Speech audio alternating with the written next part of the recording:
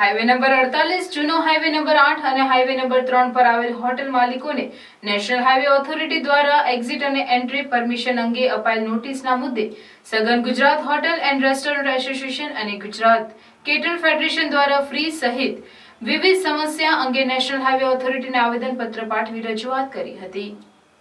ભરૂચના પ્રીતમનગર ખાતે આવેલ નેશનલ હાઈવે ઓથોરિટી ઓફ ઇન્ડિયાની કચેરી ખાતે પ્રોજેક્ટ ડાયરેક્ટરને સંબોધેલ આવેદનપત્રમાં જણાવ્યું છે કે સઘન Gujarat hotel and restaurant association અને ગુજરાત કેટરર ફેડરેશન દ્વારા અગાઉ રૂબરૂ લેખિતમાં વડાપ્રધાન કાર્યાલય ખાતે સચિવને રજૂઆત કરેલ છે.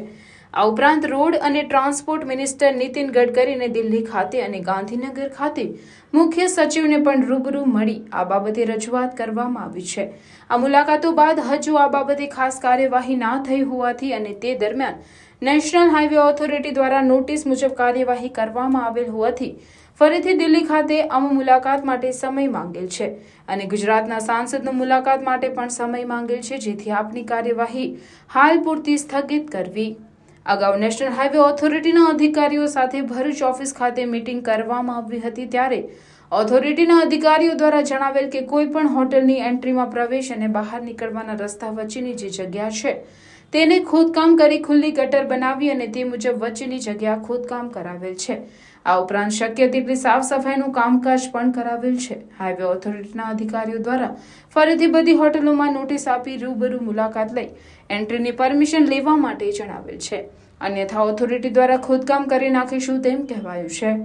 અમદાવાદ વડોદરા એક્સપ્રેસ હાઈવે બનાવેલ છે, ત્યાં ફક્ત રિલાયન્સના પેટ્રોલ પંપ અને હોટેલ આવેલ છે. એ મુજબ નિયમો રાખ્યા હોત તો આ હાઈવે ઉપર આટલી હોટલો ના હોત અને લોકોના ધંધા રોજગારને એના કારણે પડ્યા પર પાટું જેવા હાલ ના થયા હોત. ખુલ્લી ગટર અને એન્ટ્રી એક્ઝિટનું કામ અમો ચાલુ કરાવેલ છે, તે છતાં વારંવાર ખોદકામ માટે કાર્યવાહી કરવામાં આવે તે વ્યાજબી નથી. બધા હોટલિયરો સરકારી દરેક જાતના ટેક્સ ભરતા હોય અને પોતાનું ગુજરાન ચલાવે છે. નાના નાના વેપારી એક થઈ પાર્ટનરશિપમાં ધંધો કરતા હોય છે. એન્ટ્રી એક્ઝિટની પરમિશન, મોટી તોતિંગ ફી ₹2.5 લાખ અને ડિપોઝિટ પોસાય તેવી નથી, જે બાબતે નેશનલ હાઈવે ઓથોરિટીએ સમજવાની જરૂર છે, કારણ કે એમને માટે ધંધાકીય અને માનવીય મોટું નુકસાન છે. નવી દિલ્હી મુંબઈ એક્સપ્રેસ હાઈવે ટૂંક સમયમાં ચાલુ થઈ જશે, એટલે આમ આ જૂના હાઈવે પર હોટલોના ધંધાને માઠી અસર પહોંચવાની જ છે. તેમાં એન્ટ્રી એક્ઝિટની પરમિશનની મોટી એમને સાવ કપરી પરિસ્થિતિમાં મૂકી દેશે.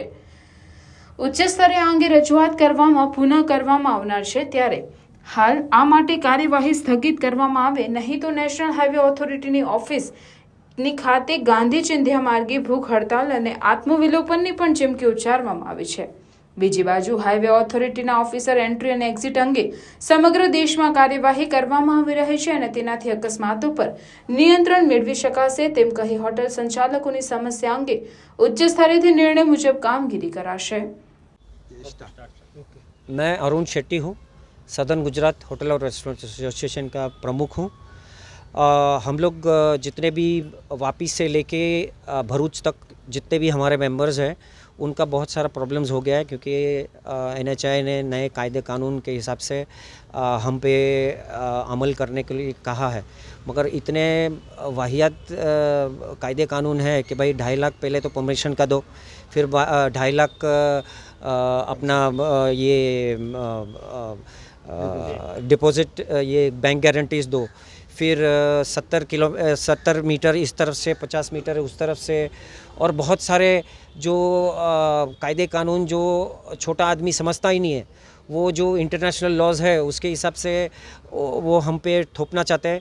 और जब हम लोग जो अधिकारी जो तोड़ने आता है हमारा जो रास्ता है या जो भी है, तो वो बोलते हैं कि भाई ऊपर से जो कायदे कानून है हम उसका पालन कर रहे हैं, मगर उसके हिसाब से हम लोग जाएं तो जाएं कहाँ, किसको मिले. और दिल्ली तो इतना दूर है, भरूच से हम लोग दिल्ली जाएं, वापी से हम लोग दिल्ली जाएं. और हमने जो लोकल CR पाटिल साहब है और वगैरह सब जितने भी हमारे वसावा साहब है यहाँ के, उनसे भी सब हमने हमारे जो आवेदन और रिक्वेस्ट सब किया हुआ है, वो आगे गडकरी साहब को देंगे तो अमल में आएगा. मगर अब जब तक हम लोग सब अटके पड़े हैं, हम लोग इसके लिए रिक्वेस्ट करने के लिए आए थे. और हम लोग वैसे तो चाहते हैं कि गवर्नमेंट देश प्रगति करे, गुजरात नंबर 1 हो, सिटी स्टेट हो, मगर हमारे जो छोटे प्रॉब्लम्स है और जो ग्राउंड लेवल पे जो हमारे जो तकलीफ़ें हैं वो भी ऊपर वाले समझे, हमारे नेता समझे, गवर्नमेंट समझे, वही हमारा रिक्वेस्ट है. Thank you so much. Southern Gujarat hotel એસોસિએશનના વતી હોટલ નવજીવન કરજણથી ઇસ્માઇલભાઈ હું બોલી રહ્યો છું.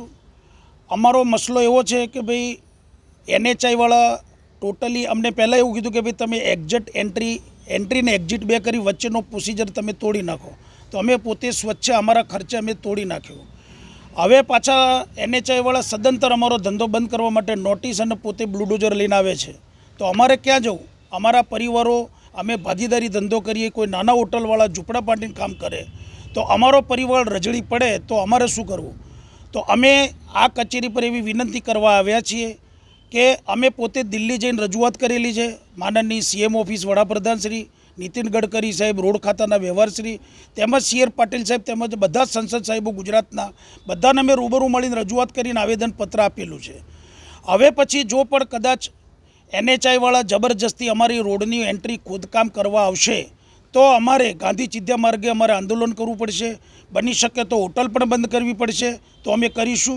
અથવા તો પછી હું પોતે એસોસિએશન વતી સૌથી પહેલાં કદાચ જબરજસ્તી કરશે તો આત્મવિલોપન કરવા માટે હું પાછો નહીં પડું. अभी पूरे NH-48 पे इंडिया का सबसे बिजीएस्ट हाईवे है और एक्सीडेंट काफ़ी इस लोकेशन पे हमारे होते हैं. उन सारे चीज़ों को ध्यान में रखते हुए जो कि रेगुलेशंस ऑलरेडी इन प्लेस हैं लेकिन समहाउ वो चीज़ें इम्प्लीमेंट नहीं हो रही हैं, तो हमने रोड के किनारे जितने भी शॉप्स हैं, होटल्स हैं या फिर पेट्रोल पंप्स हैं जिसका ऑथराइज वे में परमिशन नहीं लिया हुआ है और डायरेक्ट एंट्री हो रही है, तो उसके लिए हमने एक्सेलरेशन और डिसरेशन लेन को कंस्ट्रक्ट करने के लिए हमने एक ड्राइव चलाया है.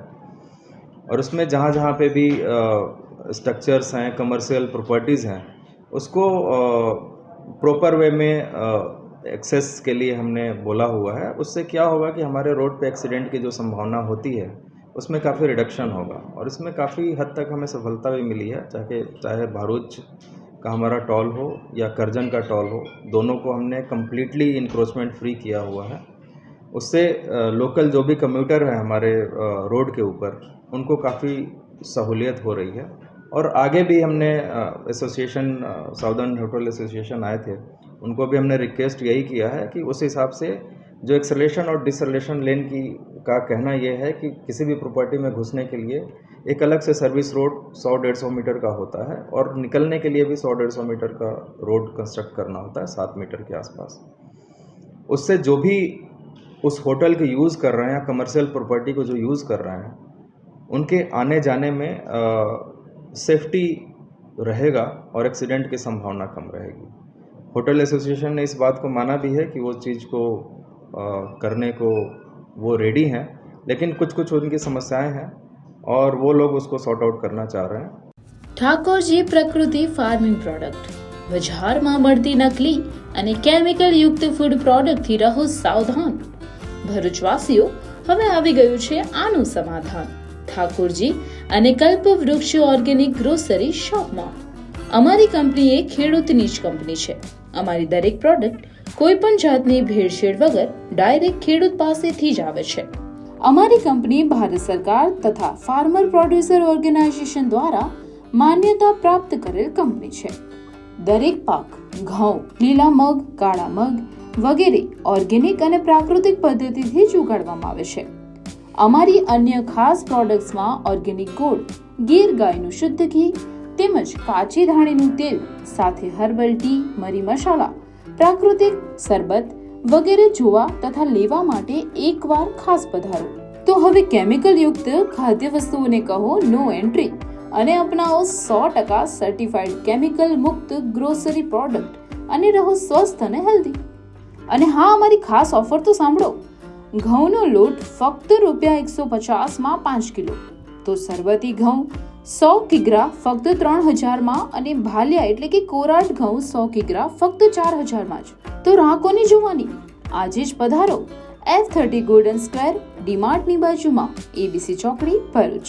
Mobile number 8160766479.